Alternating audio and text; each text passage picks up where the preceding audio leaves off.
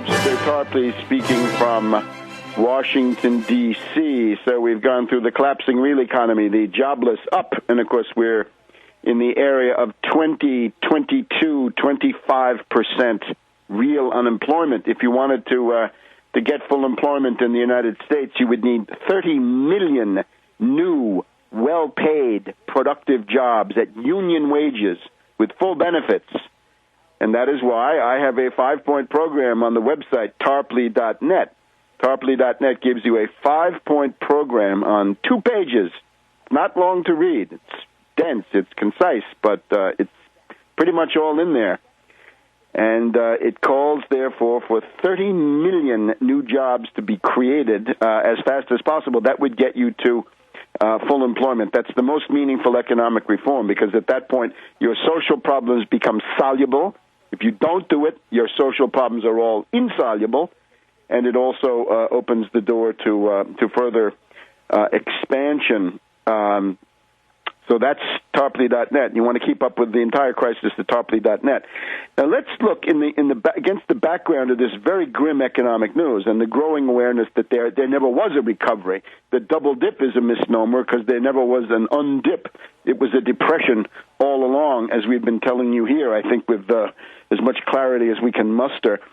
Let's look now, what's the perspective here? The banking sector, not looking good, for example, today, and it's Friday, today's Friday, the 20th of August. So we've got the overall New York market is down about 100 points on the Dow. So we're looking at down about 100 points today. The S&P is at about 1067, 1068. S&P is sitting a couple of points above that landmark 1065 flash crash level, which is thought to represent some kind of support on the S&P. The euro is showing weakness now in the wake of the events of last week. Euro's down about 1 penny and a quarter on the dollar. So we've still got that dollar Dow trade-off. In other words, if the euro, if the stock market goes down, the euro goes down with it, and so forth, based on that. But in the middle of all this, the performance of the banking sector rather grim. Bank of America is down 1.5% today. So Bank of America is going to cost you $12.83 a share.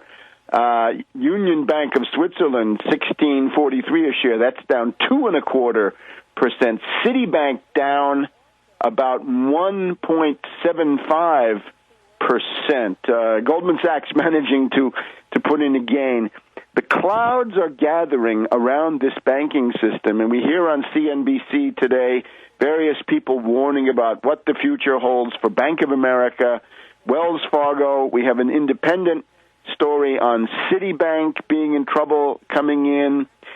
So September is just around the corner, and that means 2 years ago, the mid-September, Ides of September, September 15th, total panic that in effect destroyed the entire New York and London banking systems. Will this be repeated? It's certainly possible. When you get Bank of America going below 13, then the shorts begin to gather. We may have the various David Einhorns of the world and others coming in to begin driving these companies, these banks into the abyss. Of course, they are bankrupt. You couldn't do it in this case if they weren't bankrupt in the beginning. Therefore, this is on the whole a very ominous pattern. Concerning the stimulus, right, we're told that the Obama regime is now looking forward to electoral defeat in November in the Congress, and they're thinking about whatever happened to that stimulus and why was it parceled out in such a slow, ineffective, impotent way. And we're reminded of the key historical role of somebody like Harry Hopkins. Harry Hopkins was somebody who worked for Franklin D. Roosevelt in the beginning of 1933. He was able to put 4 to 5 million people on Federal Emergency Relief Administration grants, right? In other words, a dole, but supplemented by by relief with work being involved, if possible. FERA. That simply saved 4 to 5 million families from total destitution. And these are things you have to do, not because they're going to create a stimulus themselves, but because you've got to save your labor power, your trained, capable, healthy workforce with families intact and their social fabric intact is absolutely your key resource in anything you want to do, whether it's economics or defense or any other great national project.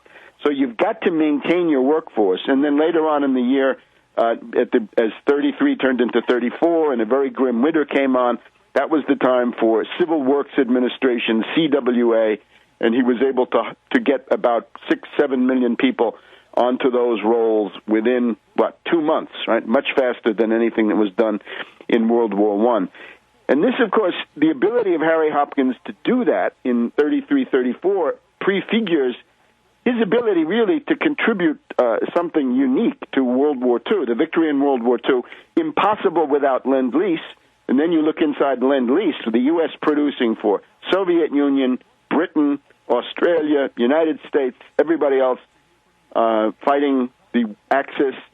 You'll see that the Lend-Lease expediter, the key one, is always Harry Hopkins, always pushing forward war production. And it's that logistical basis that allows fascism and Nazism to be defeated, even though, of course, the reactionary businessmen, the proto-Austrians of our time, right, the people who were supporting the Liberty League and the Sentinels of the Republic and the Silver Shirts and the National Association of Manufacturers and the Foundation for Economic Education, all these reactionaries were very, very, very soft on Hitler and basically in love with Mussolini, and it took a long time for them to even drop the rhetorical pretense. So that's what we need in that regard. Unfortunately, here in the United States today, we're not addressing the real economic questions.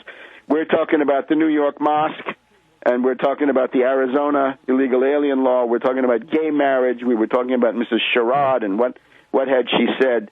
The entire ruling class of the United States, this transcends party, is interested in preventing a realistic discussion of your economic predicament, your perspectives, and what you ought to do about that. And again, the National Bureau of Economic Research has done nothing to help in that regard.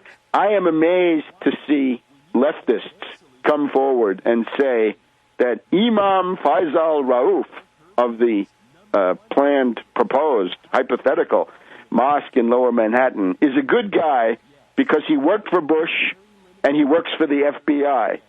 Isn't there an inkling that he might be a provocateur from the FBI and that's what the FBI wanted, that they wanted to pull a stunt of this sort to inflame all kinds of communitarian, confessional resentments and hatreds?